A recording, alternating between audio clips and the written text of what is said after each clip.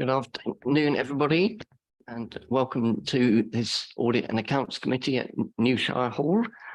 I'd like to begin by welcoming both committee members and those members of the public and press who have joined us today for this Audit and Accounts Committee meeting in New Shire Hall. May I extend a special welcome to Councillor Jeff Seif, attending his first meeting as a committee member.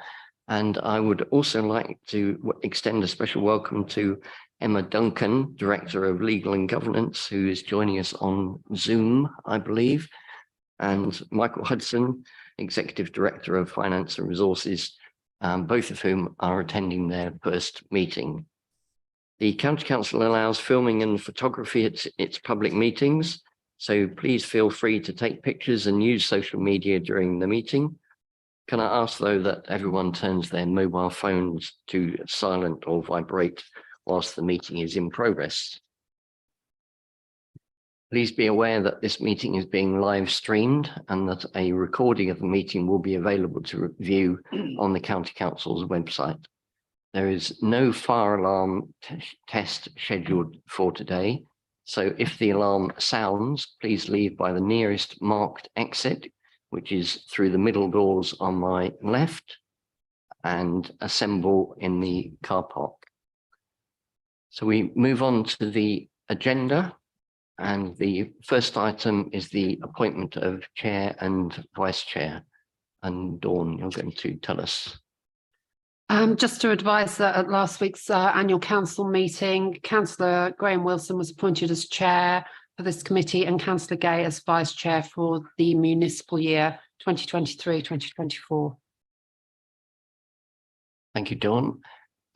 Next, we move on to apologies. Do we have any apologies? No apologies, Chair. No apologies. Thank you, everybody, for coming. Does any member wish to declare any disclosable pecuniary interest or non-statutory disclosable interest? No, thank you very much. We've received no petitions or public questions. So the next item is item 4 and item 5. Item 4, beg your pardon, which is the public minutes of the committee meeting held on the 9th of February. We're being asked to approve the minutes of the last meeting as an accurate record. If any member wants to raise a question on the accuracy of the minutes only, can they do so now, please? I see no objections, so we will take that as carried unanimously. We move on to item 5, which is the action log, and an updated action log was also included in the published papers for this meeting. Are there any updates or questions on this? Can I just mention two things? One, at the last meeting, we reviewed our terms of reference and agreed some slight modifications. Those went through the Constitution and Ethics Committee and then were subsequently approved by full council. So we now have new terms of reference for the committee to work through. The second item I just wanted to get an update from officers on was about BDO. It's included in the action log as the first time BDO appears, although it does appear in some of the papers subsequently. Would Michael or Stephen like to highlight where we are with BDO, please? Yes, through you, Chair. We are aware that a submission has now gone to PSAA. We have that confirmed. So we're expecting the outcome of that, I think, the 9th of June now. Excellent, thank you. So we'll keep an eye out for that when it comes through, which should hopefully address all the outstanding work that BDO have had. Move on to item 6, which is the report on the authority's process, application and use of powers within the Regulation of Investigatory Powers Act, commonly known as REPA. And can I ask Ben Stevenson, Data Protection Officer, to introduce this report? Ben, I think you're attending via Zoom. I am, thank you, Chair. So hopefully you can, all members can hear me. It's a report I bring annually to you on any updates to the policy and the updates on our usage as a council of these powers. The report does cover when we use it, when we may use it, some of the offences we may look into. As you will have noticed in the report, we haven't used it in the last 12 months. It's some time since we used these powers. But it's important to have an up-to-date and accurate policy that gives officers a good framework when we need to. The report does cover our use, well, the fact that if we are going to use these powers, we need to seek judicial approval. So there's good oversight at all levels.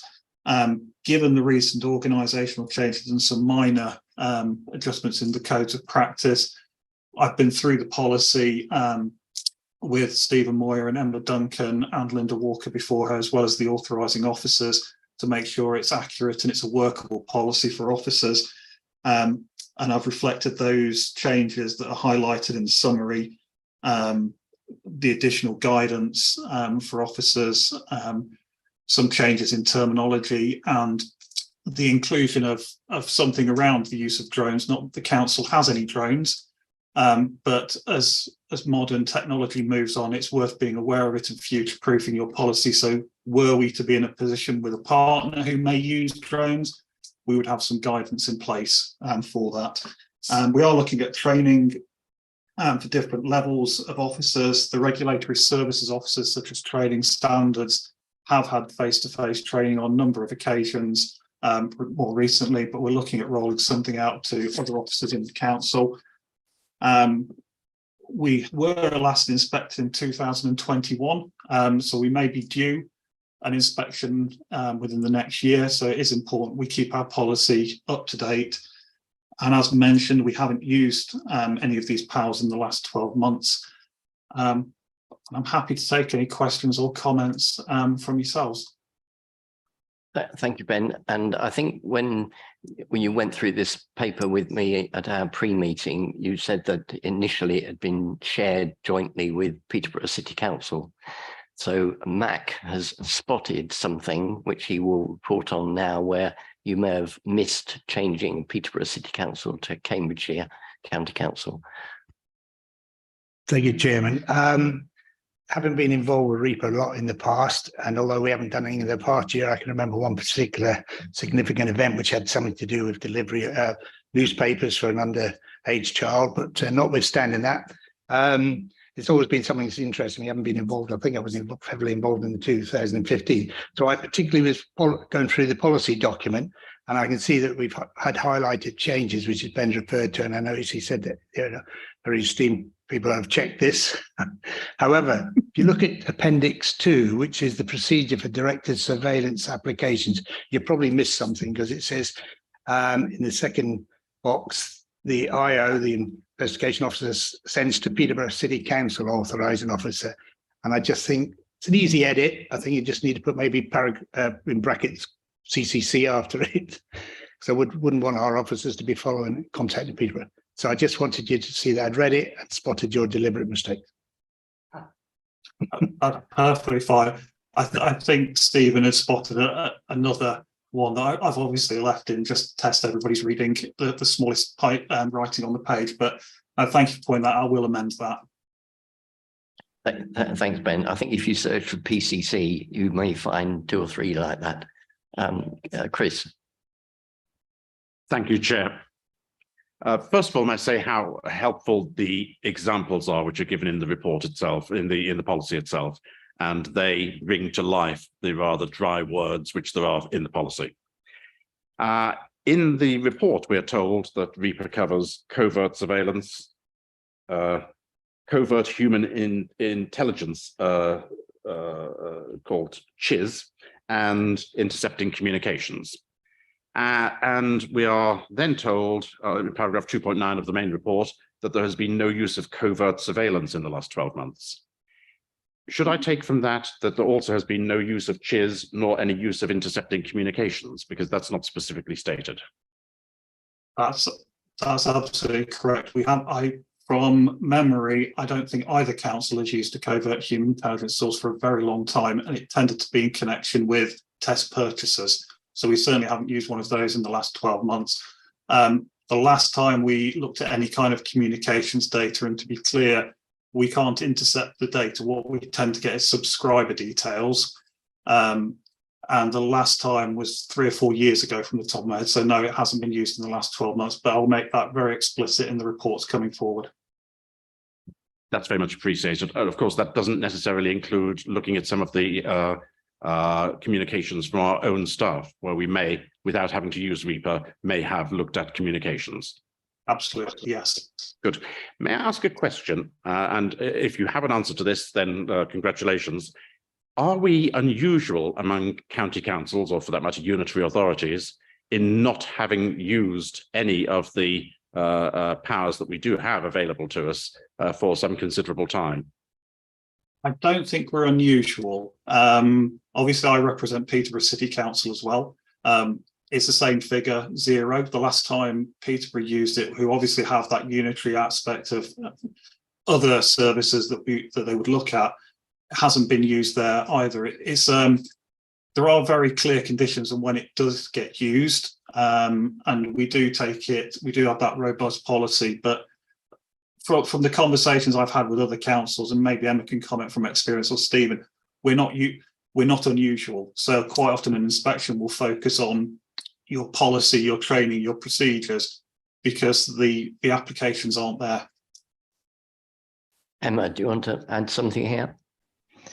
Yes, I think it's becoming rarer and rarer. My last council, a unitary authority, hadn't used it in the past 2 years either. It's a very prescriptive act, and people usually get the information a different way these days. It was more used, particularly in districts where they have different enforcement powers, but these days very few people use it regularly. Emma and Stephen. Chair, again, just to agree with the commentary from Ben and Emma, my experience in previous unitary authorities has been very limited use. Actually, in my last authority, probably slightly more use than in English authorities, because Scottish local government have in their unitary councils additional responsibilities around effectively the probation service and the management of high-risk sexual offenders in the community. So they do that directly as local authorities. Sometimes that requires the use of covert human intelligence sources. Okay, any other comments, questions? No? Well, thank you very much, Ben. So the recommendation is that we continue to receive information on the use of Reaper and receives an updated policy annually based on the changes in the code of practice, processes or inspections. So we have done that and support that. And I would just like to reinforce Chris's comments that the examples and the flowcharts are particularly helpful in us understanding what's going on here. Excellent, thank you. So we move on to item 7, which is the draft annual governance statement for 22-23. And can I ask Mairead Claydon, as Head of Internal Audit and Risk Management, to introduce this report? Thank you, Chair. So this item presents a draft document representing Cambridgeshire's annual governance statement for consideration by this committee.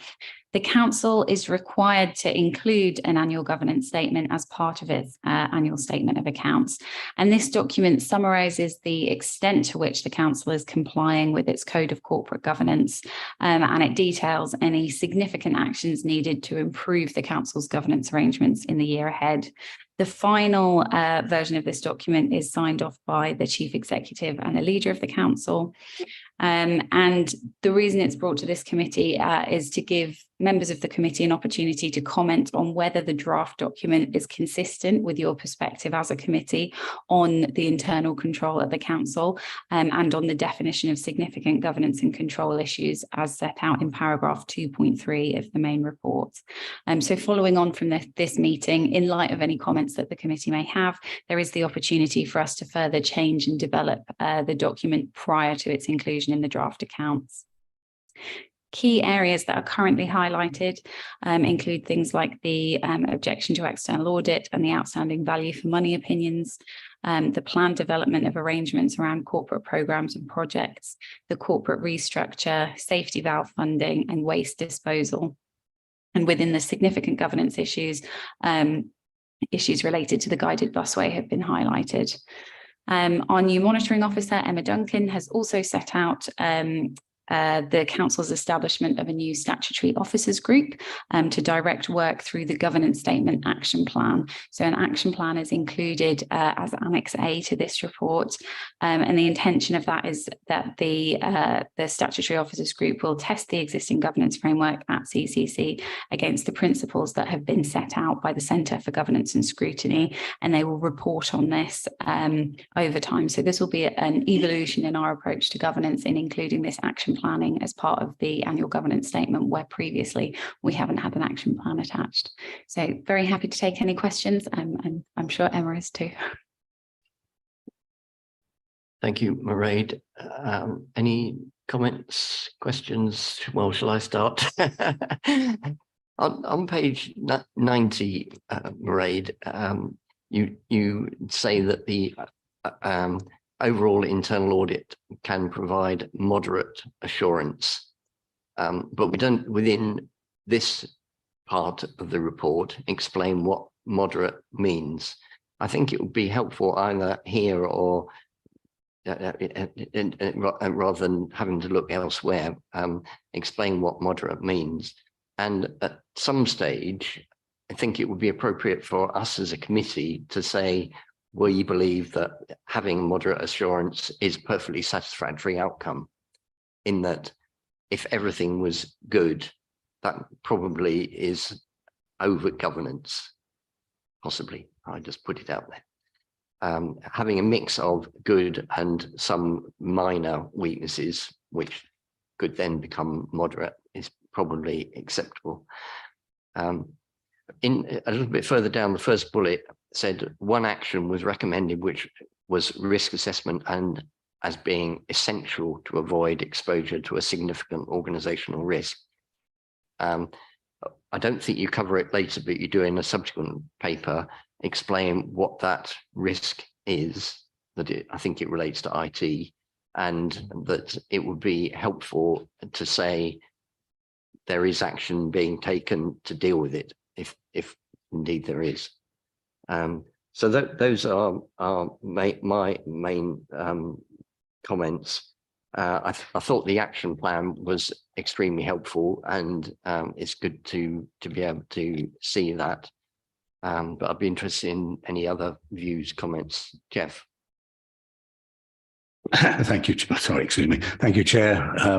As you say, I'm the new boy on the block here, so I'm probably going to ask some questions, or make a couple of points that have probably been made before.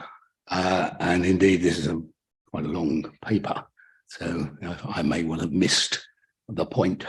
But the point I'm going to make actually relate to things that you refer to further down in the audit report itself. But the first thing that jumped out when I read further down, and internal audit is a critical part of governance itself, is that you report that you had just sufficient resources to carry out the audits that you needed. And that sort of alarmed me because, one, what was anything missed at all? And what's going to happen in the future? Do you have the right resource and skill to ensure that you are able to continue? I know that you are, you talked about apprenticeships and bringing people on, but do they have the right skills and experience? I mean, perhaps I can ask, what are the qualifications of the audit team? Perhaps how many? Moving on to my second point, one thing that seemed to be missing from this statement is that you've come again further down in the audit report, you talk about insurance and the fact that there is no comprehensive insurance strategy, I think. And again, I would have thought the insurance is a critical part of, I'm not saying that there's no insurance, but it hasn't been reviewed overall, and that has been outstanding for a number of years, that review. And I think I'm right, it may be wrong, saying that I think 3 out of 26 recommendations have been carried out, there for another 23 to be looked at. I may have got the numbers wrong there, so I'm going to have to look back in a moment, but it seems to me that those 2 points either need to be referred to in the statement of governance or otherwise addressed. Thank you. Thank you. If I come back kind of on each one of those points in turn.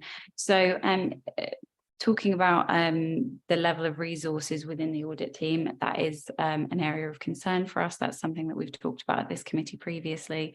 We have successfully had a candidate accept a role as audit manager within the team recently. So that is a positive step. However, resourcing the team continues to be a real challenge for us. In terms of the skills and qualifications that people need for the audit team, there's sort of two qualification routes that would be really recognised for internal auditors. So there are accountancy qualifications, and then there is Institute of Internal Auditors qualifications.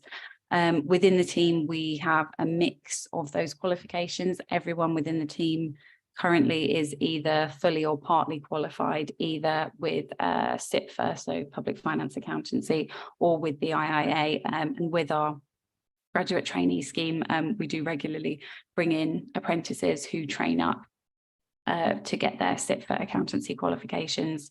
So that's something that we're very mindful of with staff. It does continue to be a challenge. I met with the statutory officers group this morning, and we discussed the challenge around resourcing the audit team. And it is likely that we will need to look at bringing in some external resource to support the plan this year. We have commissioned 2 reviews from an external company focused on areas of the plan around IT, bringing in some specialist resource for that. So that's something that I will continue to update this committee on as we go through the year. Secondly, we mentioned with regards to the annual governance statement, insurance strategy isn't mentioned, and that's correct. And potentially that is something we should consider including, because actually insurance, as you rightly say, is a key organisational control. Insurance was reviewed by internal audit, I believe, last year, and there are 2 actions that are outstanding from that, which are reported in Annex B. So those are actions that we continue to follow up with the insurance team. I was going to raise vacancies later, but as you mentioned it, Jeff, and Mairead has addressed it. Can I look to Stephen or Michael and get confirmation that if Mairead needs external resource, then it will be provided? Chair, I'll pick that one up because, of course, Mairead actually reports in through Emma rather than via Michael.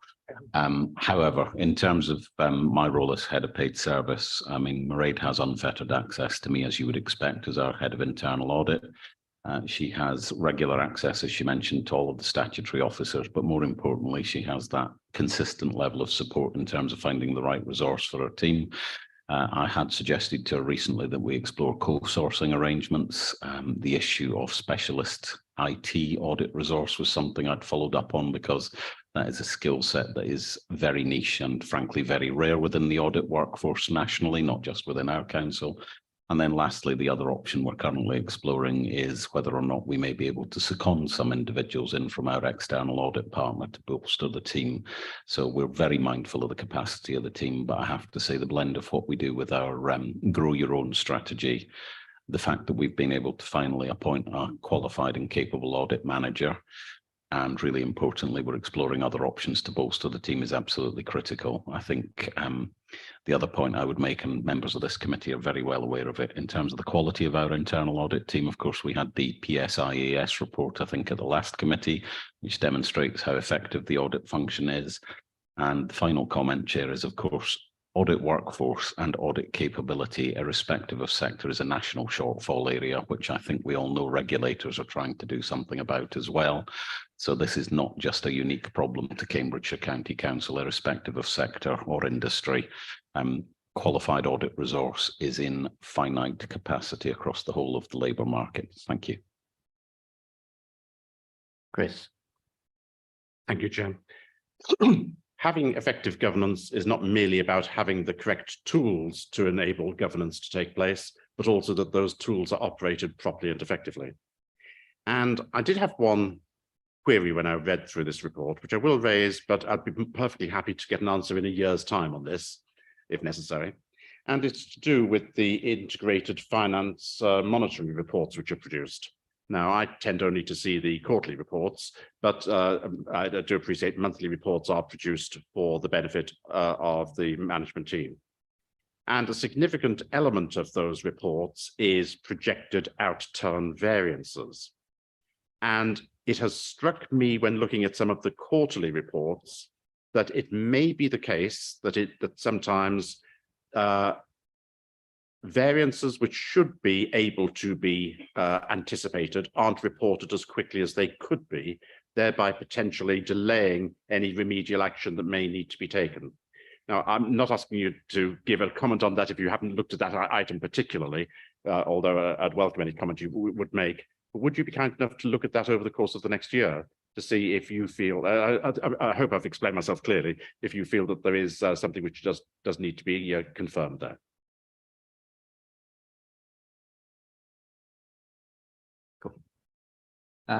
Thank you, and that's certainly something I'll be looking at coming in terms of one of my duties is around the financial control environments and the financial reporting environment. So from what I've seen, we've got good reporting requirements. I've noted a number of areas that could be continuing to be improved, but quite happy for internal audit to assist us and to check and challenge as well on that one. And just to add to that, we do currently, within the audit plan for this year, include some time for financial monitoring and budget forecasting, I believe. So hopefully we will provide some coverage of that over the next 12 months. Okay. Can I just pick up on one other thing, which is on page 91? It relates to this statement that Sarah Silk is keen to put out internally. It says 62% of agreed audit actions due for implementation in 22-23 have been completed by the organisation. That seems relatively low. And what's the explanation for that? I know it's broadly similar to what happened the previous year, but what's the explanation for that? Are there not other actions which were due the previous year that have now been completed? So we could mention those as well. Could you perhaps explain a bit more? Yes, Chair. So slightly hopping between reports, Annex B to the next report, which is the annual internal audit report and head of internal audit opinion, that gives the full detail of all the audit actions which are currently overdue for implementation. I think follow-up of actions is an area that we could improve on. There is probably some learning as well for the audit team in terms of ensuring that we ensure that the timelines that are originally set for actions are always going to reflect a realistic time for implementation. But it's certainly an area that I think as an organisation we can improve on. Go on, sorry. Yeah, just on that, presumably not all audit actions are the same and some will be much more time consuming than others. So a percentage figure probably is not a very informative way of expressing it. But... Yes, so the percentage reflects for all actions that were due to have been implemented within this year or earlier, how many were implemented. So it is just kind of giving you a view across the piece. Clearly, some actions are complex by their nature, particularly where they relate to things like new IT systems being brought in or large-scale procurements, and that can impact on actions which then need to be delayed. We had a number of actions that linked to the dedicated schools grant safety valve work, and that created some delay in the implementation of actions because actually the work going on around the safety valve funding meant that some of the areas that had previously been agreed to be implemented had to be put on hold while there was some wider work done with Department for Education around those actions. So sometimes, larger system issues mean that things take longer to implement than originally anticipated. I was hoping you were going to say that the most important actions were being done, and it's the ones which are less important and are more time consuming which have been left, but you haven't yet. So Again, slightly skipping to the annual internal audit report, but within that report, we do give some statistics around the different risks associated with the actions. So actions are classed as being essential, high, medium, or advisory. We don't report on the implementation of advisory actions because those are associated with very little risk, and they're simply recommendations for where a service could consider improving. If actions at the essential or the high level are not implemented, then that is followed up very rapidly. Actions that are at a moderate level not being implemented is lower risk to the organisation as a whole. So when we do report on the implementation of actions, we try to give you that detail in the annual report to show the different levels of risk associated with actions that haven't yet been completed. Yes, I appreciate we're sort of jumping between the AGS and your annual report, but we'll do our best. Any other comments on the annual governance statement? So we've been asked to consider if the draft, sorry. Carry on. Sorry, if I could just ask another question, please. And this is as much for my own edification as anything else. It's certainly not a criticism. In my experience, when public sector bodies have a risk problem, it's very often not purely internal. It's to do with relationships with organisations that they either co-fund with or contract with, or other projects that are run externally from the organisation itself. My question really is it the responsibility of the procurement team to ensure that not only at the assessment stage in going into those transactions are the various checks being done, but is it the responsibility at all of the internal audit to review that process if it's not done directly by internal audit? Yeah.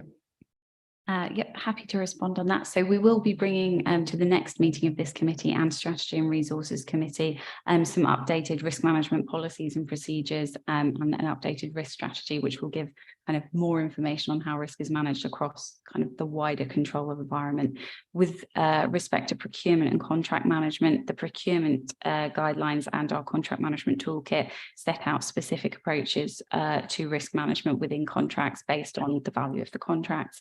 That's something which is monitored by officers within procurement who work with officers in services who are procuring to ensure that there is compliance.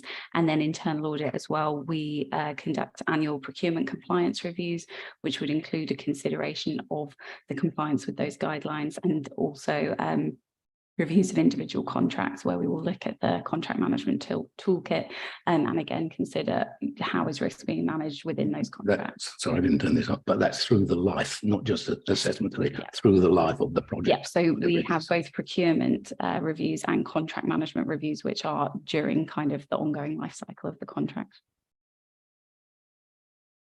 Okay, no other comments? So I think in summary, we thank Mairead and her team for all their hard work. It's reflected in this AGS. Her description of moderate assurance, I think we regard as a satisfactory outcome. We don't expect everything to be good, and therefore moderate is perfectly adequate. And we appreciate the commitment that Stephen and Mairead have given to ensure that you are adequately resourced, particularly on specialist subjects, to be able to carry out the work that you're commissioned to do. Okay, so on that basis, we can confirm that the annual governance statement is consistent with our own perspective on internal control within the council and the definition of significant governance and control issues given in paragraph 2.3. Okay, thank you very much.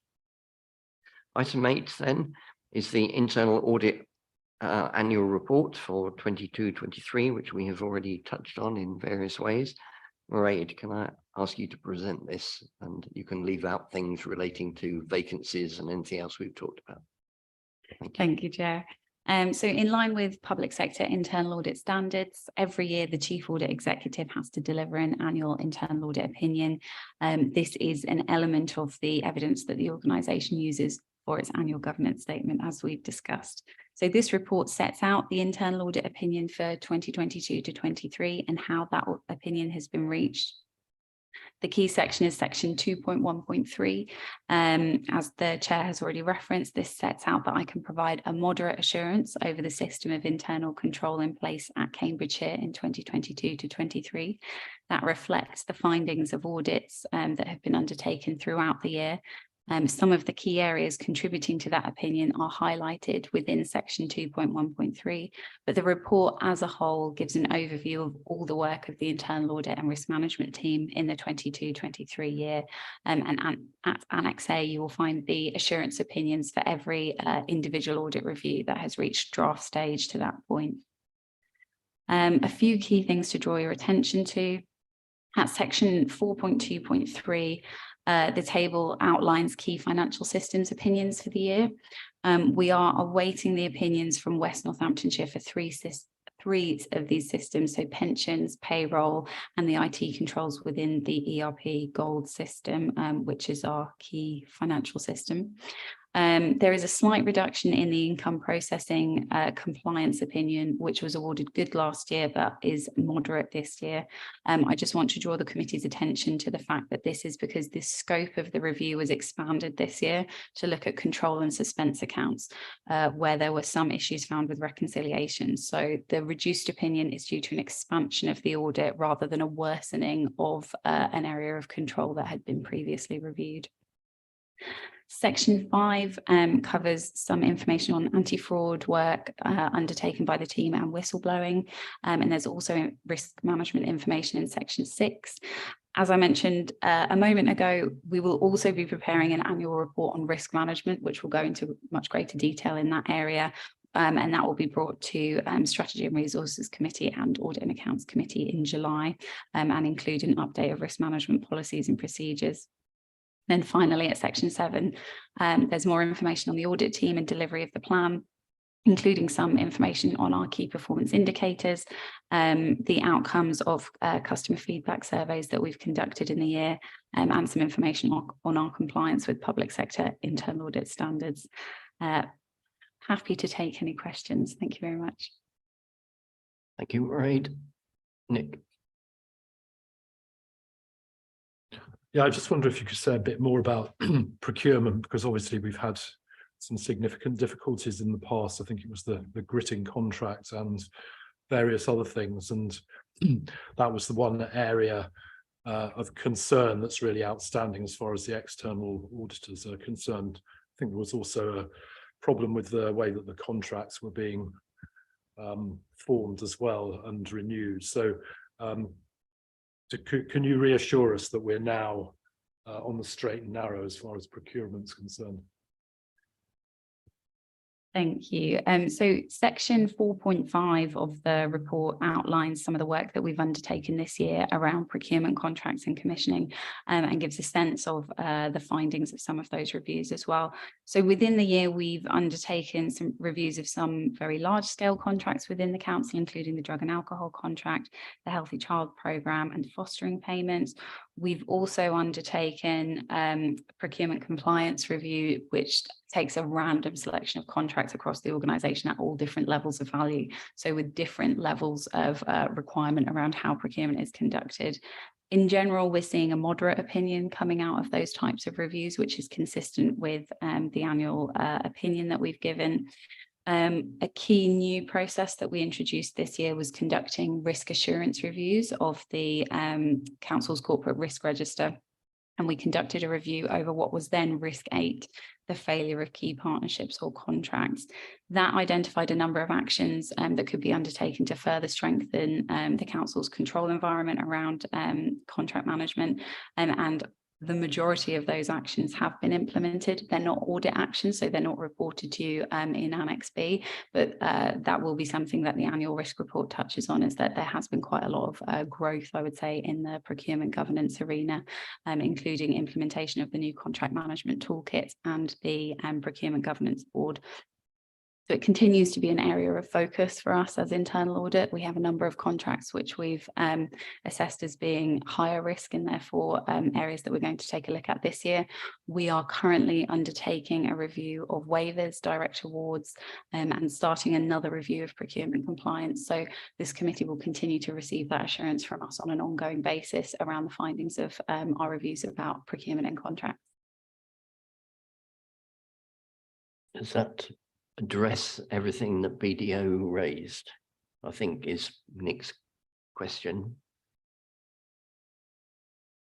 So I think with the BDO value for money report, actually a lot of the specific issues that came out of that report had been identified by internal audit prior to the issue of the BDO VFM report, which gives some assurance that actually that third line of control that internal audit provides is working and that we are identifying issues where they arise. However, you know, the BDO report really focused on a couple of key contracts, and obviously the council has many, many very large scale contracts. So I do think it's appropriate for us as an audit team to continue reviewing that control environment, reviewing how we're procuring, but also how we're managing contracts to ensure that we are achieving value for money. Well, I appreciate that, but if BDO came back, would they find the same things or similar things again, or have people changed their way of working such that that wouldn't occur? So the value for money opinion issued by BDO related to the 2017 to 2018 year, and there have been a number of significant changes in the procurement governance policies, procedures, standards within the council, both since that time and within the last 12 months, and based on the work that we've carried out as internal audit. So I'm confident that they wouldn't find the exact same issues. However, that doesn't mean that, you know, our procurement governance is perfect and is operating perfectly. It does continue to be a risk area. But does that mean that when EY finally get around to giving their VFMs that they will not make this criticism, do you think? Or it's not possible to know? I think it's very difficult to answer that question, particularly because the value for money opinions date back to 2018-19. So we are talking about you know, issues that potentially arose some years ago at this point. Thanks. Thank you. Other comments, questions, Chris? Thank you, Chair.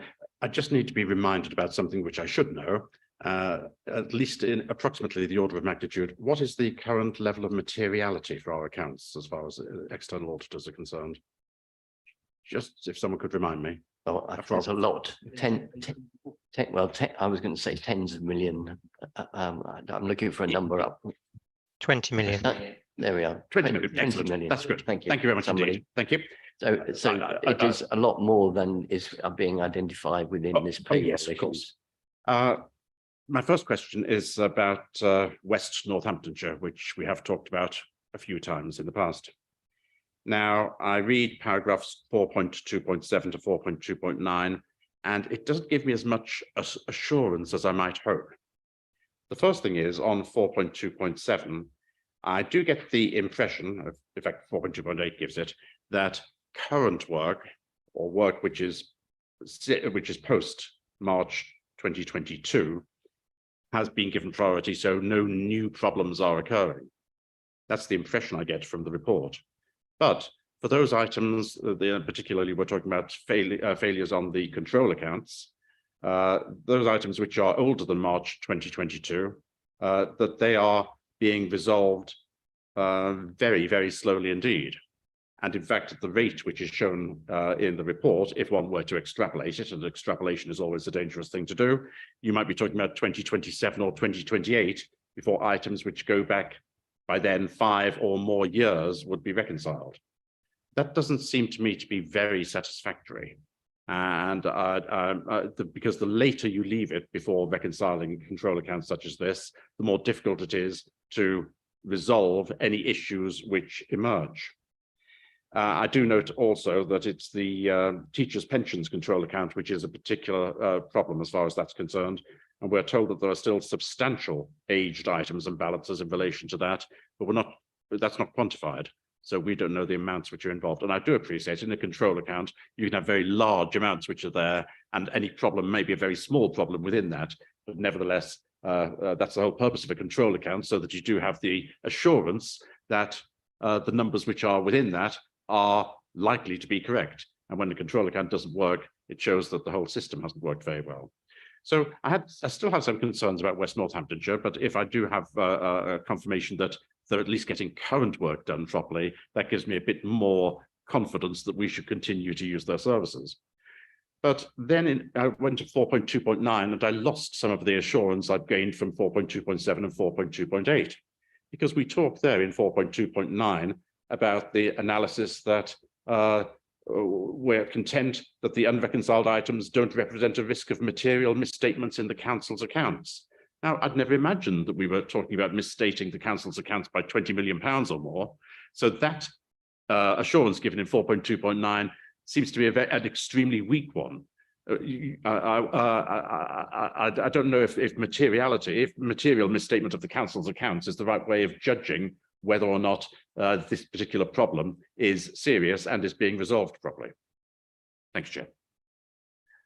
Mairead, would you like to comment, or should I invite Michael?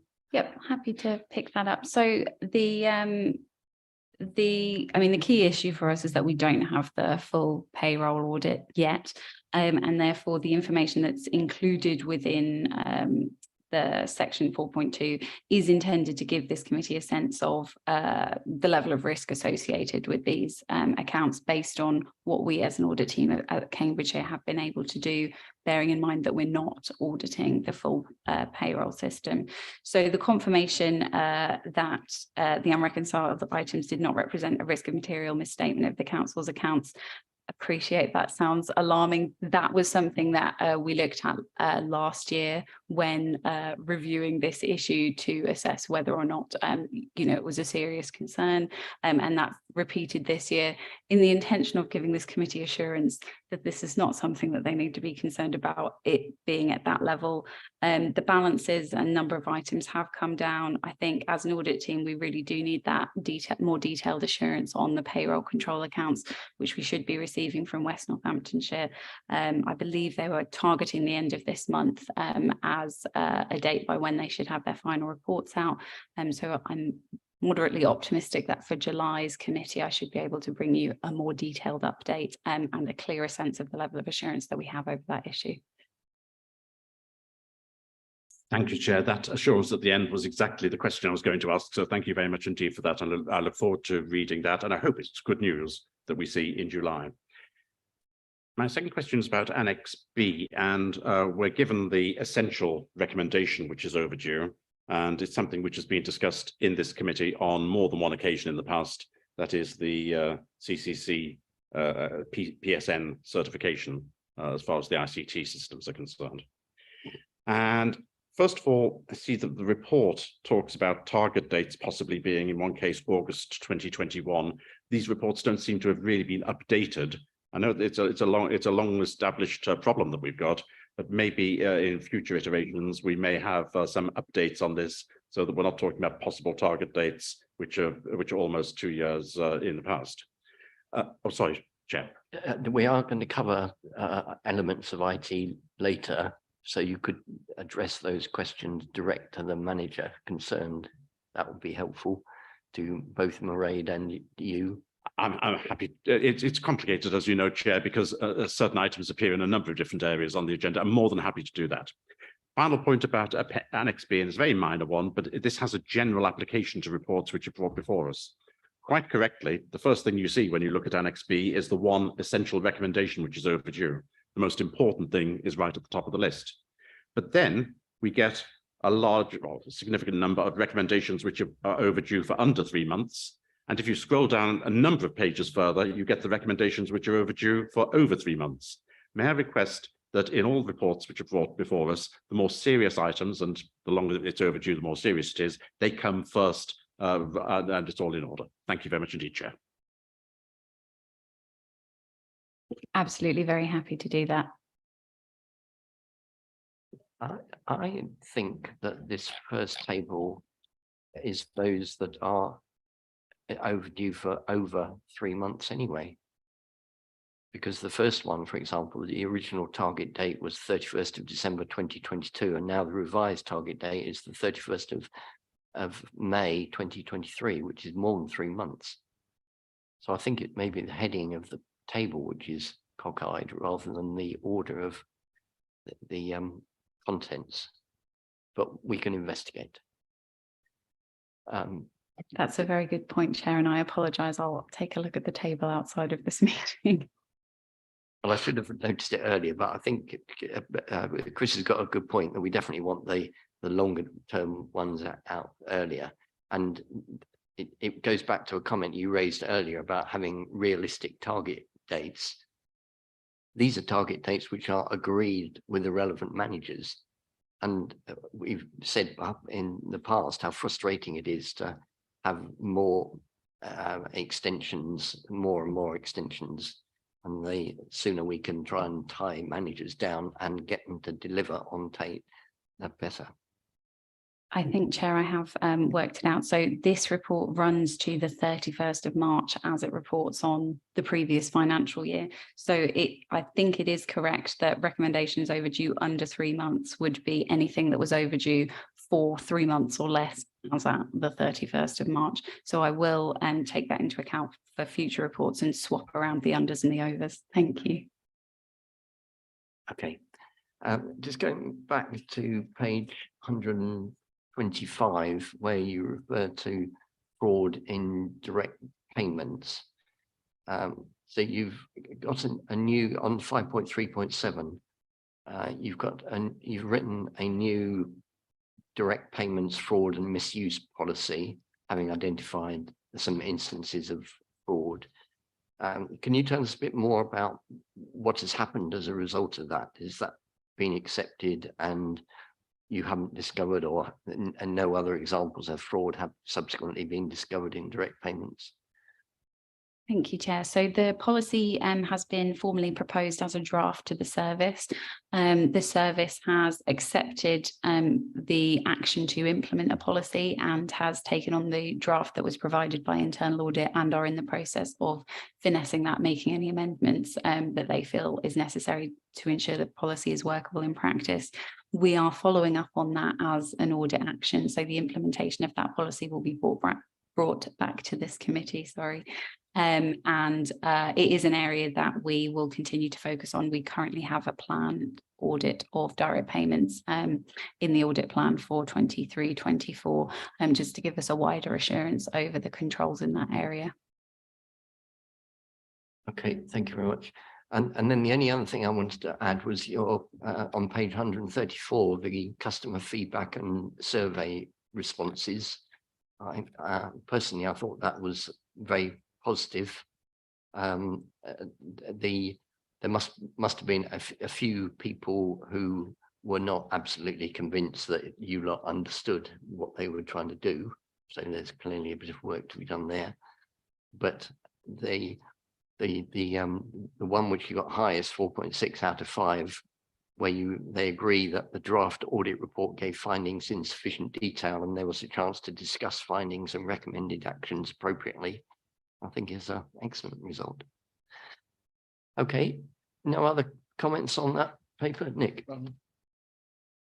Yes, just on the council tax single occupancy fraud. Do we have any idea exactly what the scale of this problem is and the impact that it might have on our finances? Because obviously if it's just a couple of £100,000, it's probably not going to make much difference, but if it's several million, that's really significant.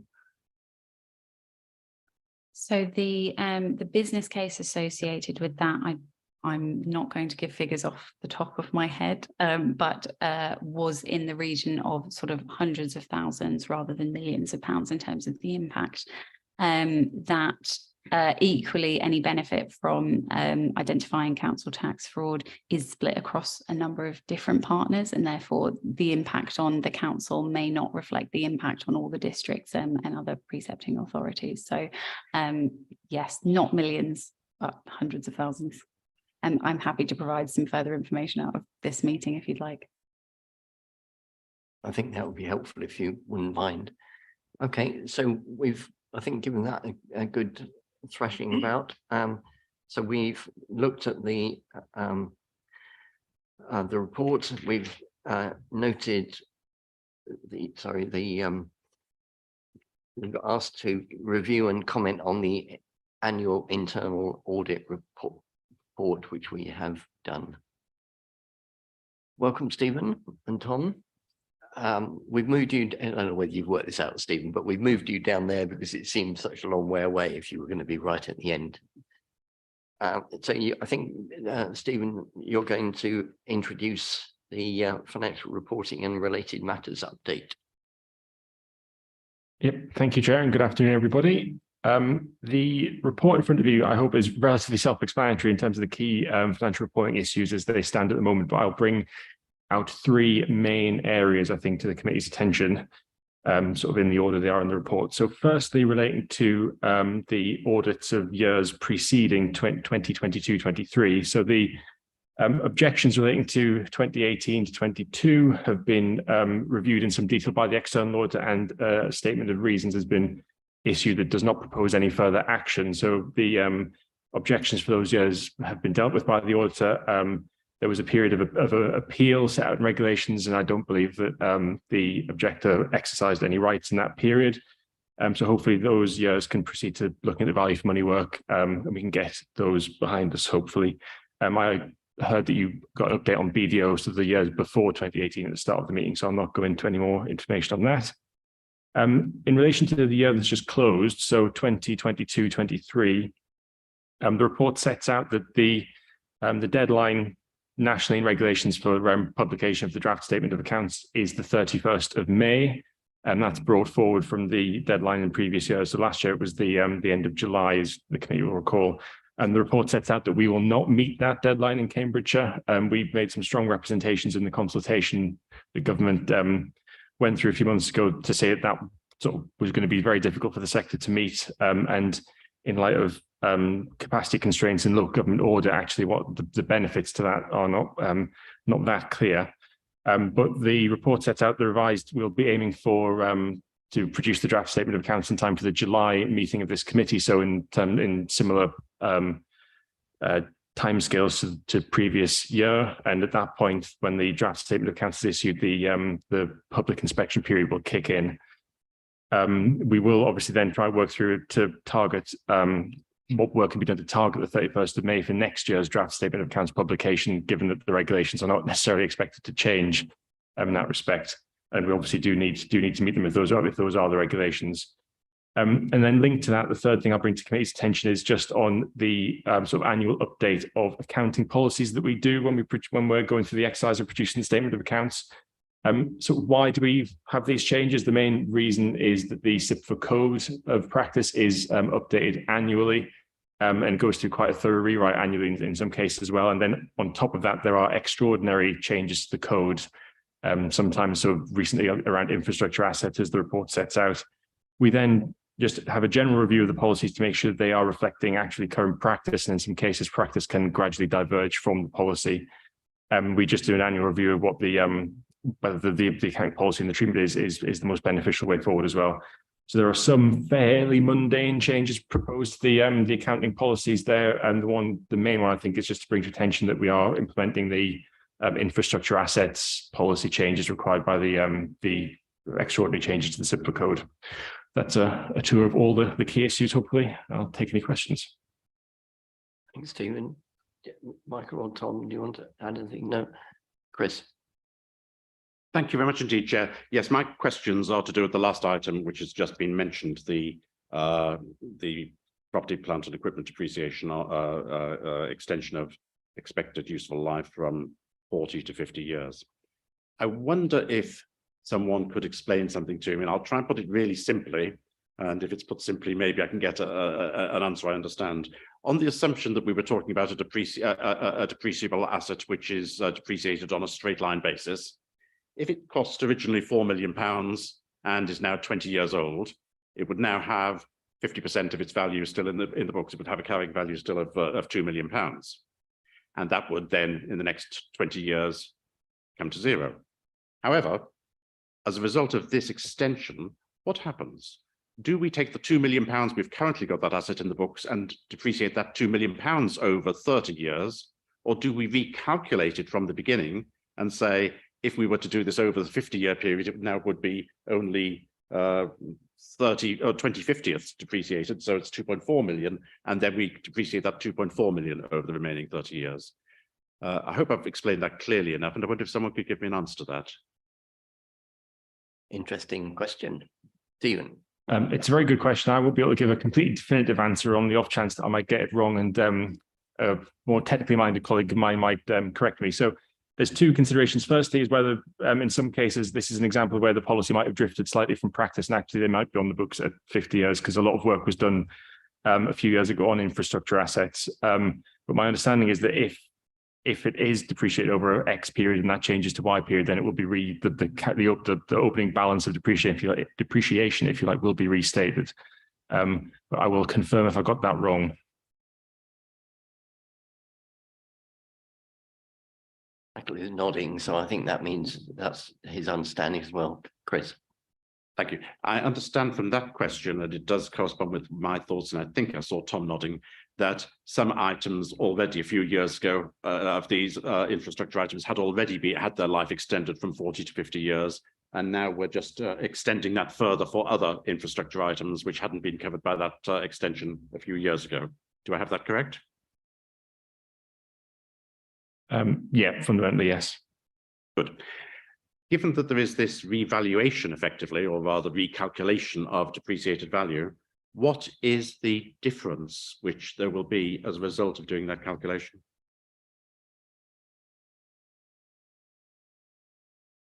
That is a question we'll have to get back to you with a detailed answer. If I may,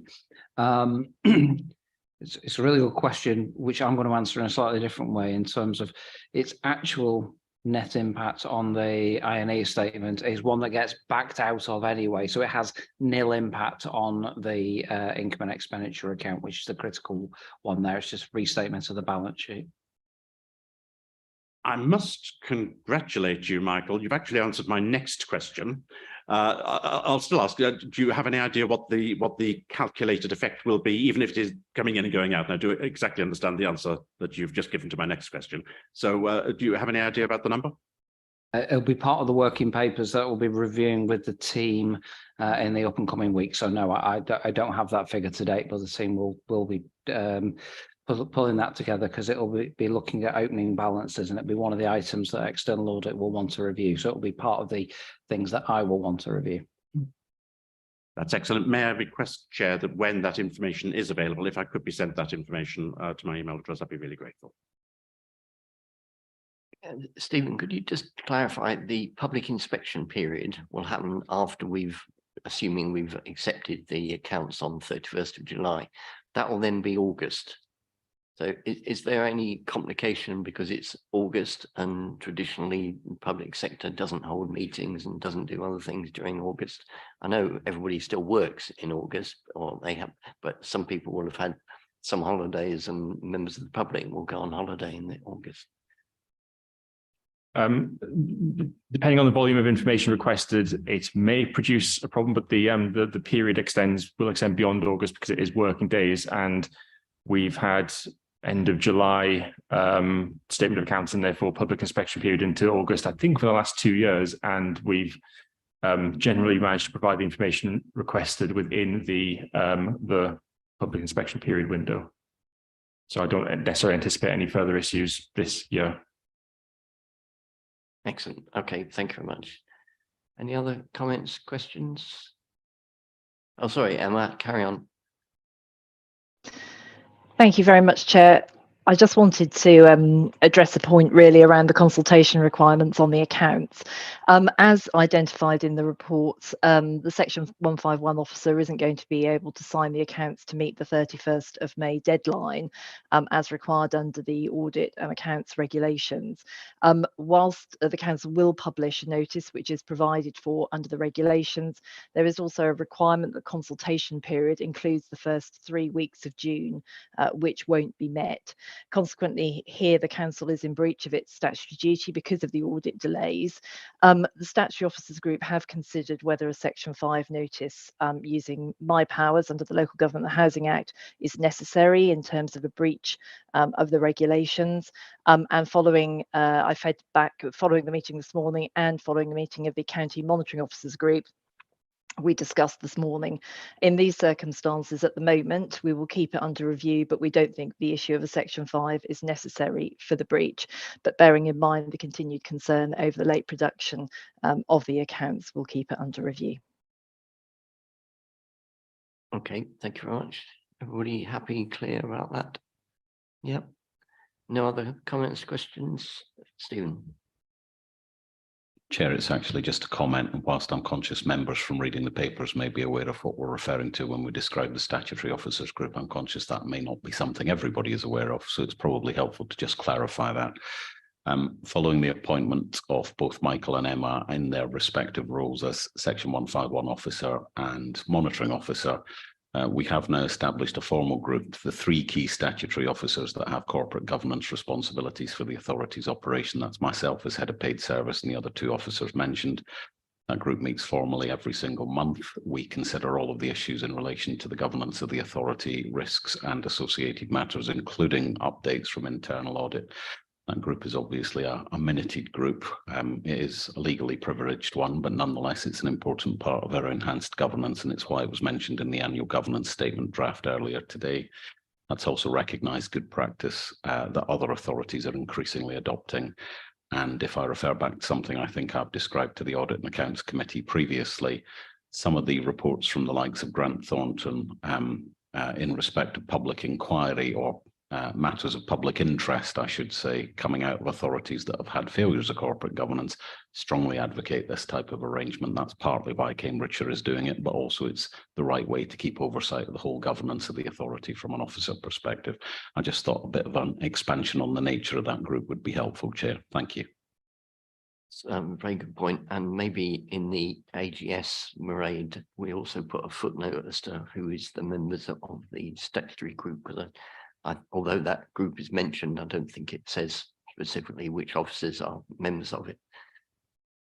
Okay, so we have been asked, and I think we've agreed to note the report and agreed the recommended changes to the council's accounting policies for the 22-23 statement of accounts highlighted in section 2.20. All right, thank you very much. Item 10 is the Procurement and Commercial Annual Report, and can I ask Tom to introduce this report? And then I think Daniel is going to join us as well.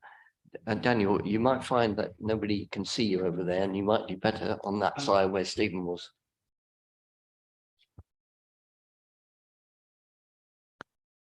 Thank you very much, Chair. So introducing this report is perhaps useful to reflect on the relative position for the Council's procurement arrangements in 2021, and picking up from some of the discussion on the internal audit item earlier.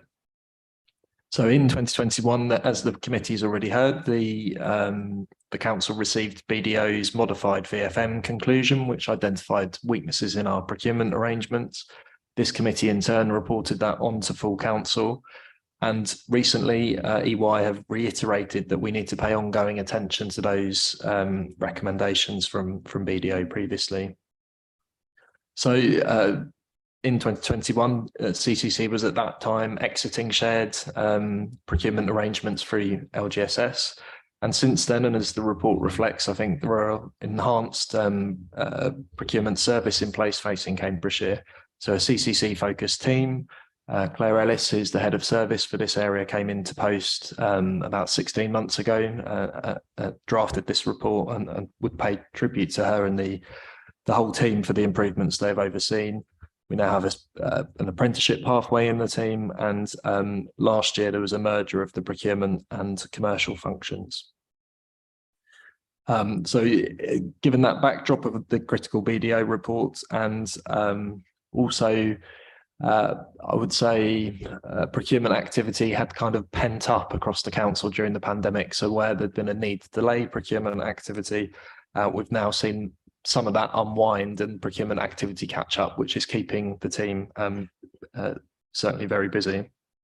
So the report then goes on to highlight the key areas of activity, and in recognising the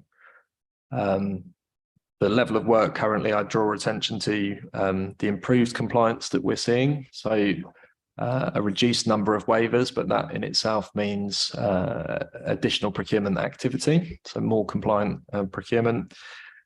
We've got changes upcoming in procurement legislation, particularly looking forward.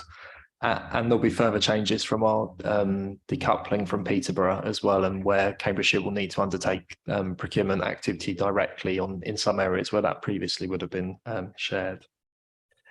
At page 184, we summarise the procurement activity for the year looking backwards. So 47 contracts awarded with a total value of £1 billion.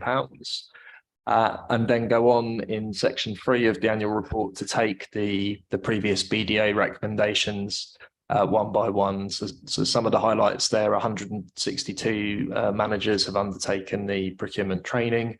We now have a well-embedded electronic waiver system, and on a similar theme of retention of information, establishing a repository for high-value contracts held centrally by the procurement team. We've already heard reference as well to the procurement governance board that has been established, and ensuring we have appropriate procedures in place where we're making compliant direct awards, and also meeting one of the new national requirements around publishing our procurement pipeline publicly. That said, as we've already heard from internal audit, this is an area, despite those improvements, where we will continue to need to enhance and be vigilant for ongoing procurement compliance. The report also highlights other developments in this area. So pleased we've adopted a sustainable procurement strategy alongside our business plan earlier in the year, situating that alongside our ambitions, our deployment of resources, how we then utilise our spending power to deliver that strategy. And looking forward, the committee will be very aware of our continuous attention to this area, particularly, as I say, because of the upcoming Procurement Act and the engaged procurement team we have internally. So thank you. Thanks, Tom. Daniel, welcome to Audit and Accounts Committee. Is there anything that you want to add at this stage, or are you happy to answer questions later? No, I've got nothing to add at this stage. Thanks. Okay, Chris. Thank you very much indeed, Chair. This is a matter I've raised a few times at Strategy and Resources, but it's appropriate for me to raise it again, if you don't mind, Chair, in this particular committee. And it is to do with procurement waivers. And the Chief Executive had agreed that the situation wasn't really satisfactory at various times over the last year, and that more procurement waivers were being sought and granted than really was desirable. Unfortunately, in the real world, procurement waivers will always be needed. The procurement system that we have is our primary source of control as far as procurement is concerned. A procurement waiver is required when that primary system of control fails. Unfortunately, sometimes it fails for reasons which are totally unavoidable because of a third party's actions very late in the day. Sometimes, however, procurement waivers take place because of avoidable things, because we failed to do things when we should have done. Now, the introduction of the procurement and commercial pipeline, I hope and expect, will result in a significant reduction in these avoidable procurement waivers, including contract extensions, which is a particular area of weakness. So I would like, if he's willing to do so, if the Chief Executive could just give a brief review of where we are as far as his overview is concerned, because the Chief Executive had been reviewing some procurement waivers. I don't know if that process continues, and I'd be very interested to hear what the Chief Executive has to say about that. And I have a second question as well. Thank you, Chair, and thank you to Councillor Bowden for the question. The monthly review of the high value waivers is something I had been continuing to do. With Michael's appointment, that's actually now transferring across to him as we had previously agreed. The last set of waivers that were submitted by Claire Ellis, our head of procurement and commercial, for me to review, again resulted in a number of challenges going back to the services concerned. We are, I think, based on the feedback I've received from Claire, seeing some behavioural changes in some services. However, Chair, being completely upfront with committee, I also received earlier this week a request from one of our services to take a decision under my delegated authority powers, which I declined to accept. The basis upon which that request was being made was not, in my view, satisfactory. So the matter will go to the relevant committee for consideration. So I think, Chair, back to one of the reasons I would refer back to Councillor Bowden's remarks at Strategy and Resources when we've discussed this. One of the reasons this was being picked up is by asking the questions, by challenging the requests that are coming through, we are starting to see some behaviour change. Some of that takes longer to elicit than you might expect, but I suspect we all understand that that's why we're continuing with this process. And I'm confident Michael will apply the same level of challenge, if not more so than I have. Having said that, Chair, one of the things I regularly do is dip sample a whole host of things, even although there are controls in place. So I'm fairly confident waivers will be one of those things I'll continue to do. And it also forms part of the director's assurance statements going forward in terms of the requirements they have to give us around procurement assurance. Thank you. I just wanted to add, so Councillor Bowden is quite right to refer to this indicator which the Strategy and Resources Committee sees on late waivers, where it remains red, which is why it's an area for ongoing attention. But it is also, the performance has rapidly improved markedly improved over the last 3 quarters. So it's still at red, but a much smaller number of late waivers, which I think does reflect perhaps how far we had to improve and some of the cultural change. But there has been a marked improvement over that period. Thank you, Chair. I should record my thanks to the Chief Executive for going maybe above and beyond what his role actually requires in order to give himself and us the assurance that he's been able to give. And I find that very reassuring indeed. And I think the Chief Executive is entirely correct that this is a matter of behavioural change, and behavioural change in any organisation is sometimes difficult and sometimes irregular. Some people change quickly, others more slowly. I noted that only 52% of the relevant officers, that is budget and contract managers, had actually undergone the procurement training, which is mentioned in the report. Even though it's 162, which is a lot, it's still only 52%. May I ask, are we targeting those individuals who have put in avoidable contract waivers and late contract waivers? Are we targeting them for the training? Yes, this is a little glass half full or glass half empty. I think that statistic, as Councillor Bowden flags up. But the recommendation from BDO, which we've accepted, is that training is mandatory. So we do need to get those figures up to some extent. It will be higher than 52%, I think, because the list needs to remain current in terms of starters and leavers. But we are escalating non-compliance with that list and following it up with individual service directors. It's been taken through the Procurement Governance Board, and the departmental leads for procurement across the council have taken that away to further chase it, and having it raised in committee is a further opportunity to pursue that further. Okay, thank you. Alan. Thank you, Chair. It's just touching on what Chris has raised about waivers, and it's just getting slicker, because we had at Highways and Transport back in April, we used the reserve date and we had a single item agenda, and we actually spent, because we had a couple of items on the minutes, we actually spent more time discussing the minutes than we did actually the procurement. Obviously, it needed to be done to get the ball rolling on the tender, but it's just obviously trying to say, wasting member and officer time just for that single item, really. So, good point. Chair, helpful comments from Councillor Sharp, because this really speaks to a couple of things, and certainly it was a discussion I've been having with the monitoring officer as well. Until we see the behaviour change that I talked about and the point that Councillor Bowden was raising. First of all, we have to continue to ensure that officers are complying with the procurement procedures, but importantly, I appreciate that creates some workload for members because matters should and do come to committee. This comes back to the point around pipeline. If we have the forward pipeline managed correctly and people planning their procurement requirements in a timely manner, then there shouldn't be the disruption needed for members to consider things at reserve dates, and equally appropriately, there shouldn't be things coming through to me to ask for urgent decisions to be made, which in the case of earlier this week, I declined to do. The pipeline is a hugely important part of that, and that's something that clearly the procurement and commercial team help with. But this is about responsibility for line managers and ownership of procurement by line managers within the organisation. So I think, as Tom said, having this discussion at committee is actually quite helpful. It highlights that this is a general management responsibility, not something that's vested just in the procurement and commercial team. Thank you, Chair.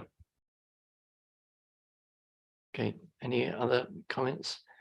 The one comment I'd got was at the introduction to this paper, it says we should note particularly the changes in the Procurement Act, but it doesn't actually tell me what they are. Could somebody tell me how significant the changes that the Procurement Act has introduced are?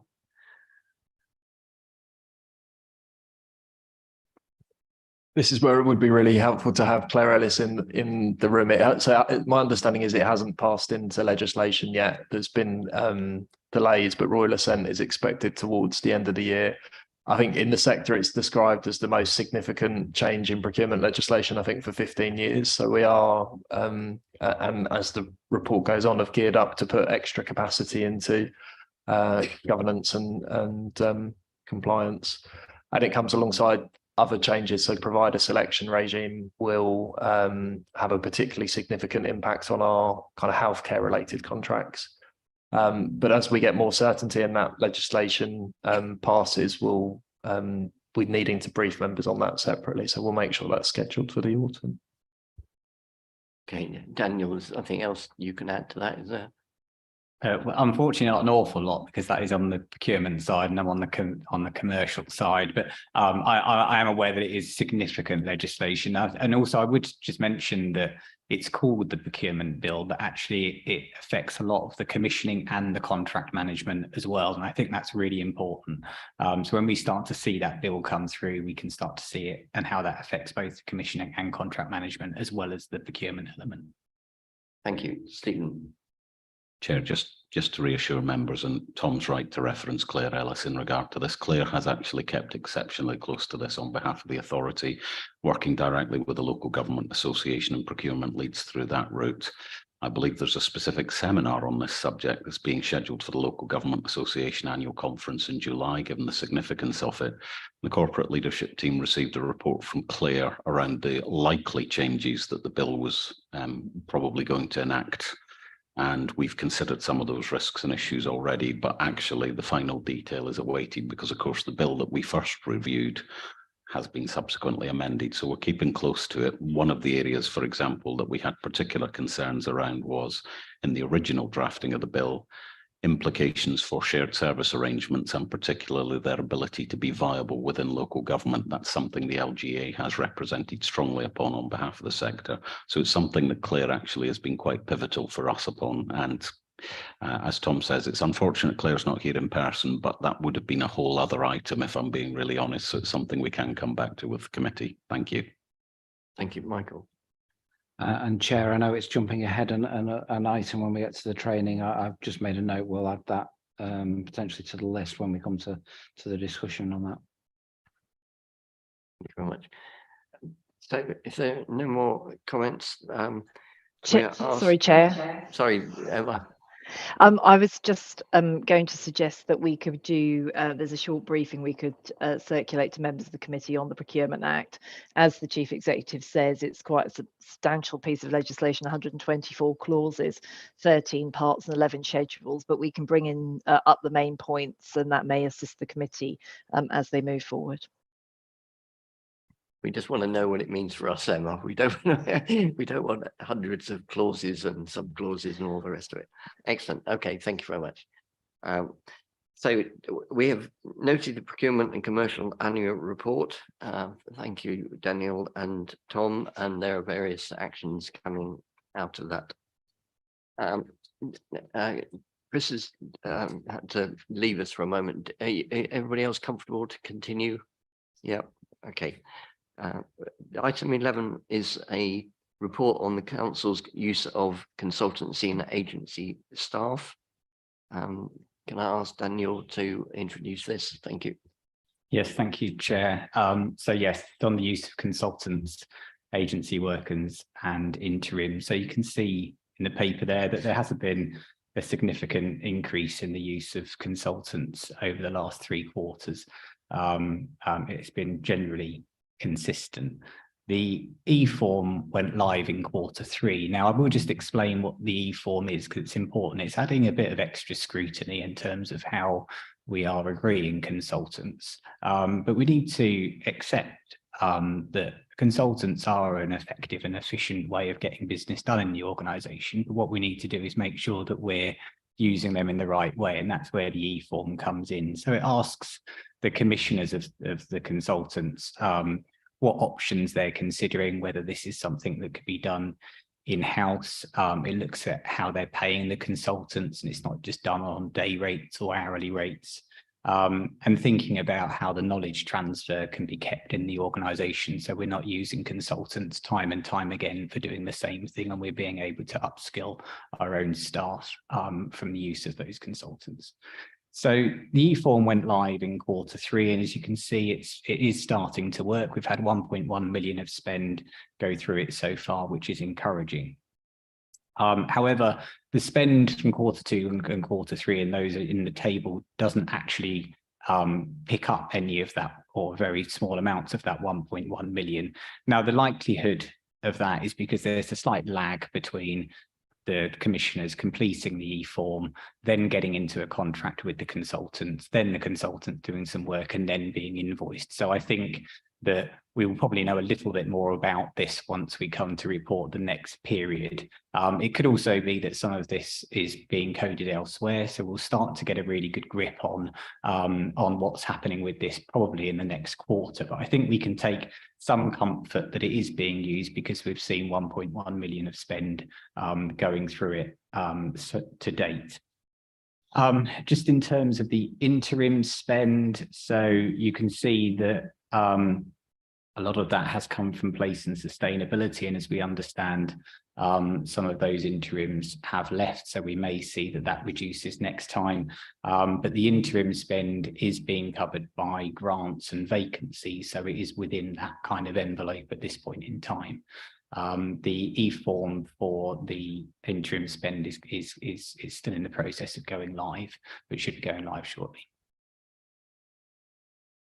Thanks, Daniel. And Jeff. Thank you, Chair. I hope the committee will indulge me just for a few moments because, again, I'm coming to this new, I don't know the background to some of this. Can I ask what is Opus? Is it an agency or an organisation that, as it were, controls the consultancy process and put up panels or create a panel and keep checks on those organisations or the consultants? That's what I imagine it does. It may well be that that's exactly what it does. Yep, so Opus is mostly around the agency spend, and they have a range of agencies that we can go through to get. So when you've got a service that needs additional support and needs interims in place, they can procure those on our behalf. Okay, do we have a panel of consultants in each of the disciplines, and how? I mean, are consultants appointed just on a one-off basis on the basis of this new form? Are there generally there are tenders? My particular concern is because I've actually dealt with this public sector. The panels are not, the information on the consultants is not necessarily kept up to date. So, for example, consultants can do a lot of damage, and you need to ensure that they have professional indemnity insurance and all other good things, and indeed that they are ethical and effective. And very often People are on the, or consultants are on the panel. Because they're on the panel, they're selected. They may come in at a cheaper price than others and then get selected for a job which they're perhaps not competent to do. I've come across that, but I'm assuming that we do that somewhere in the system. Yeah, so we go through a tender process when we're employing consultants to make sure that we're getting best value for money. So we often use frameworks for when we use consultants because that's always an effective way of procuring. And there'll be a number of different frameworks for the types of services that we need. Now, as I was mentioning earlier, I think it's going through the procurement process and going through frameworks will make sure that you get a competitive bid and value for money that way. But what we also need to do is make sure that we're managing those contracts effectively. And when we're setting out what do we want the consultants to do, we're being really clear about that and looking at how we're going to be managing that throughout the process, how we're getting the knowledge transfer, looking at things like the professional indemnity and all of that sort of stuff as well, and testing that as we go through the contract at the same time. So I completely understand that they are areas that we need to look at, but that's typically picked up during the procurement process and then now through the contract management process. Daniel, could you explain separately to Jeff some of the frameworks and how consultants get on the framework and what you do to manage those frameworks during their lifetime, and then the procedure that you have to renew frameworks and check out insurance and stuff like that? And then what managers have to do to call off a consultant from the framework. No, I do actually understand that. I know about the CCS, Jeff, but CCS framework, for example, but yeah, I appreciate that, Jeff, but it was within the context of the county council specifically. of course, thinking. Yeah, so there is, so there'll be a number of different frameworks, or you could be something like a dynamic purchasing system. The difference between the two is that a framework will open and it will say we're seeking consultants to join this framework to provide, say, management strategy advice. They invite the suppliers to come onto that framework. They'll have to go through a rigorous testing to look at their financial standing, looking at the experience that they've got, insurances and so forth. And then that will close, and under the framework that then closes and people can call off that framework, and that's what the council would do, call off the framework. Sorry, one last very quick question, Ben. Sorry. Understand about the national frameworks. My real question was, did we have a CCC have its own framework that it manages? I think that's what I thought Opus was, but I didn't know what it was. You can explain that. Oh, I see. Actually, to be honest, I'm not sure if I'm not aware that we have our own framework for Opus. I suspect we may. I know we have obviously our own frameworks for a number of different areas, but I'm not aware of if Opus has our own framework. Sorry, I'm not making myself clear. Does CCC have its own frameworks for the various consultancy disciplines, or are you reliant on the national frameworks? My mistake was to think that Opus was an organisation that managed a framework or a panel. Sorry, I didn't make myself clear. Should I just come back on that one? Tom, did you want to? Or yes, I can do. So we do in a number of disciplines have frameworks. So there's a professional services framework for place and highways, for instance. We also participate in ESPO, which is a grouping of 6 local authorities in this part of the country, Eastern Shires, that runs a number of frameworks as well. And then just on Opus, so that is one route through which consultancy can come in, but it is more focused on agency workers. And Opus is a joint venture between ourselves and a number of other local authorities in this part of the country again. So in that way, it's kind of our route into a recruitment agency without leakage of any of the profit of that to the kind of private sector. Mac. Chairman, I want to raise the issue of agency workers. This committee's probably heard me say this before, but certainly Councillor Sharp will have heard me mention it frequently on highways. Now, I think we're all aware of the problems facing highways. We can't get away from on a day-to-day basis the problems we've got with having to, well, we're having to employ agency staff, and that in itself is fair enough. If that's what we need to do, we need to do it. You can see the costs, some of the costs here. I note though in 2.2 it refers to milestones expenditure as not included, and the reason for that's part of the contract. But one of the things I've been requesting on highways for a long time is we're constantly being told, well, of course, this is a national problem. Now we know that there is a problem with recruiting staff in certain areas. You can't, there's not a day goes by without hearing on the news something about getting somebody to work, whether bring people in migrants or whatever. One of the things I've been asking, and it's still not been forthcoming, is to say, fine, we know that there is a, particularly in the highways, it's difficult to recruit staff, and whether it's HS2 or whatever the reason, the arguments behind where they're going. And I've asked if we could do at some stage some sort of benchmarking to find out why. Now I'm a peer reviewer for highways, so I go around other highways authorities occasionally and say, now some of them have very similar problems. Others seem to have less of a problem when it comes to getting permanent staff, and notwithstanding our principles in terms of grow your own and all the rest of it. What I've been asking is, what is it that we have to do to become more competitive? You know, why are we not attracting staff into highways that others are doing? And you know, if that means we've got to have a nice, attractive package to offer them, fine. But let us see that. And that's, I mean, I've been asking for that for months. It's still not been forthcoming. So I'd like it to be noted at this committee that it has been asked for. Don't keep telling me, oh, it's typical around the country. It isn't completely typical around the country. And I don't know whether we can do it through audit and accounts, but certainly Councillor Sharp will have heard me requesting this of staff for a long time, and it's not been forthcoming. Daniel, do you want to comment on that, and then Stephen? Yes, so I suspect we would need to talk to the highways department, but I think absolutely this is the sort of thing we should be doing, which is benchmarking to see whether is the interim issues that we have and the recruitment issues is typical of what we're seeing across the country and other authorities. So I think that is something that we can talk to them about, and around the recruitment as well, because of course this is an area, there's lots of areas in the council where we're struggling with recruitment. So actually really getting into the weeds of what are the challenges and how can we make things more attractive is important, but that would be a highways conversation. Thank you, Stephen. Do you want to add to that?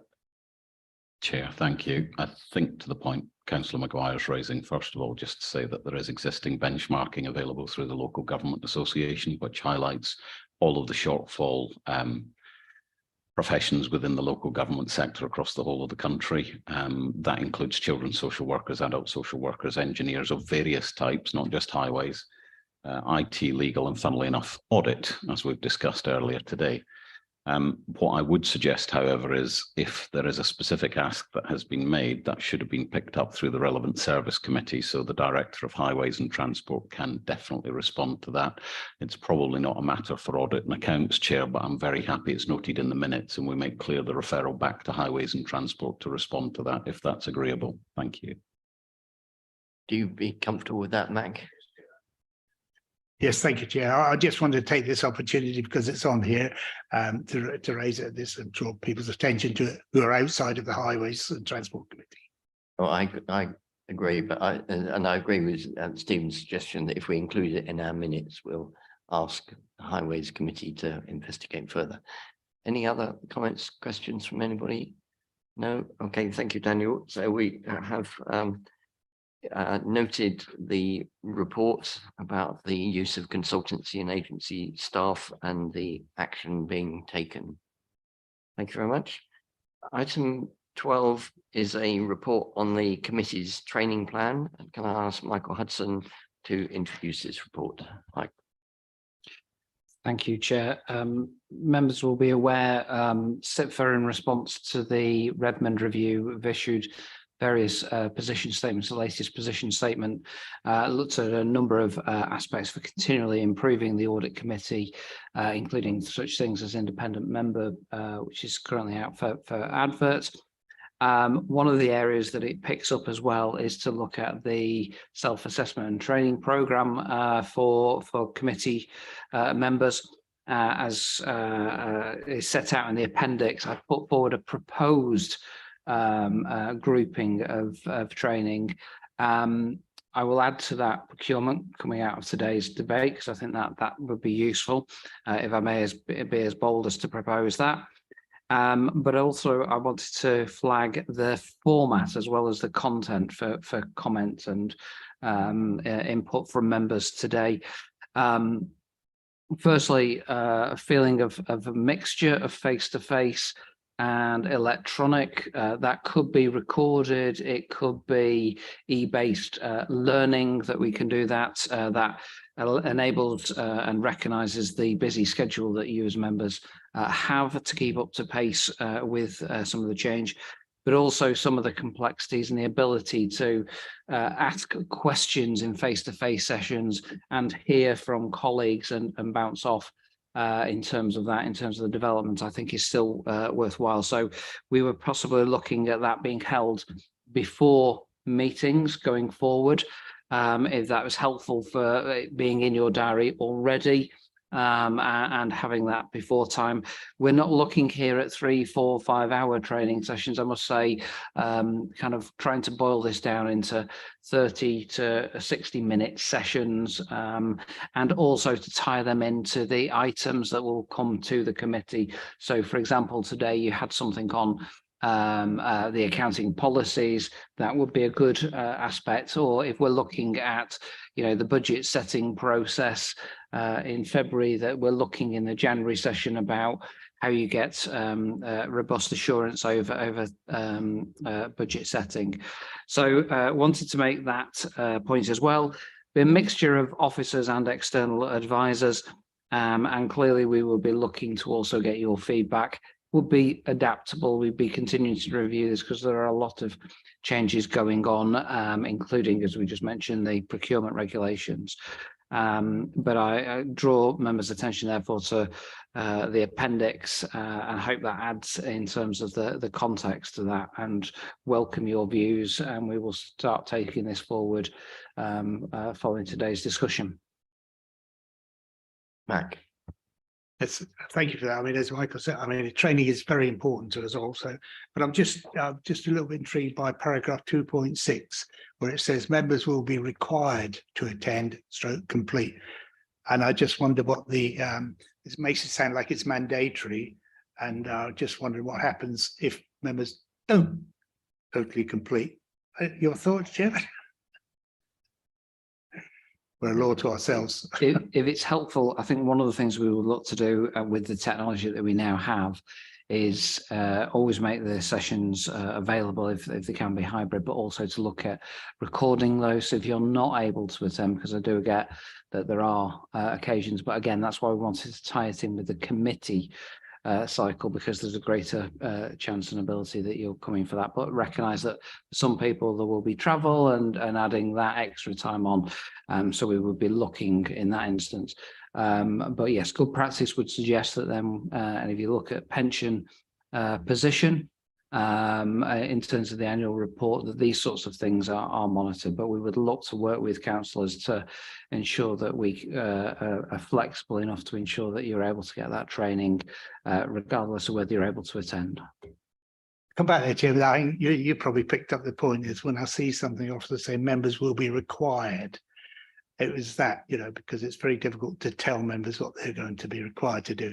Now, it may become policy eventually to say that if you haven't done training, you're going to be on a particular committee. It'd be rather difficult, but that was the point I was making, because just terminology will be required. I think that the Chief Executive is nodding their head, so I think he probably takes my point on it. So just no point putting it in here if there's any doubts. Go on, Stephen. Chair, I think Councillor Maguire knows that when it comes to member training, as well as I do, unless there is a specific regulatory requirement, we cannot compel or require members to undertake training. We would always encourage. So I think there's a slightly different wording that might be required, if that's helpful. Thank you.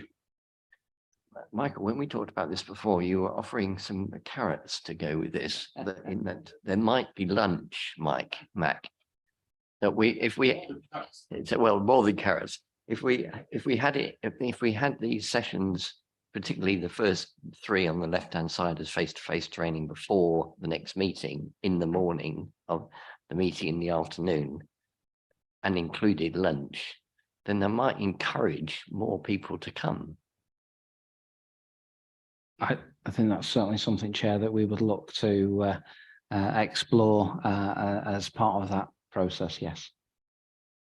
There we go. Well, we don't get lunch for full council meetings, so the hope for that is pretty limited. But it is a possibility. Yeah, but on that point, I don't recall, and I've been around quite a long time with this council, us ever getting a free lunch. Although some people may have had a perception we did it one time. We don't get. We paid for them. Oh, he's a miserable so at the end there, isn't he? Chair, I'll probably just have to confess to being the miserable so-and-so, because I seem to recall council was provided lunches, as Councillor Maguire says, but was paid for by members out of their allowances, and we then cancelled the process entirely. I seem to recall that was one of my last acts when I was corporate director of people policy and law. Oh, I'm glad to. I was trying to work out. Somebody asked me the other day, Chairman. I appreciate that, because I was trying to work out who stopped what. I know there was a perception maybe in the public that we were getting free meals, but now I know who did it. Right, cheers. Right, let's move on. I think this is an excellent idea. We will encourage everybody to do it. Obviously, we can't make it compulsory, but we would encourage everybody to do it. It looks a very comprehensive list to me. We will need to include the item which we talked about earlier about the Procurement Act in a briefing or something similar. But apart from that, people are broadly content to go with it. Excellent. Thank you very much. And thank you, Michael, for preparing that. The agenda plan item, wherever we are, item 13, the committee agenda plan. Dawn, is there anything to update us on? I've got nothing to add, Chair. Or anything anybody else wants to add, or officers, anything else that has occurred to people as we've gone through it? I don't think so. I think that looks pretty comprehensive. And then the only thing which we did talk about right at the beginning, almost jokingly, was why do we have our meetings on a Friday afternoon? But we'll have to see whether or not there is anything that can be done about that. Excellent. Well, thank you very much. I think that is everything apart from this confidential item. So this is where we need to agree that the following item on the agenda is exempt from publication. So the committee will need to decide whether to exclude the public and press from consideration of the item on the grounds that the report contains exempt information under paragraph 3 of part 1 of Schedule 12A of the Local Government Act 1972 as amended, and that it would not be in the public interest for this information to be disclosed information relating to the financial or business affairs of any particular person, including the authority holding that information. May I ask if there is general consensus in support of the recommendation so that the committee can take it now? Yep. Okay. Thank you very much.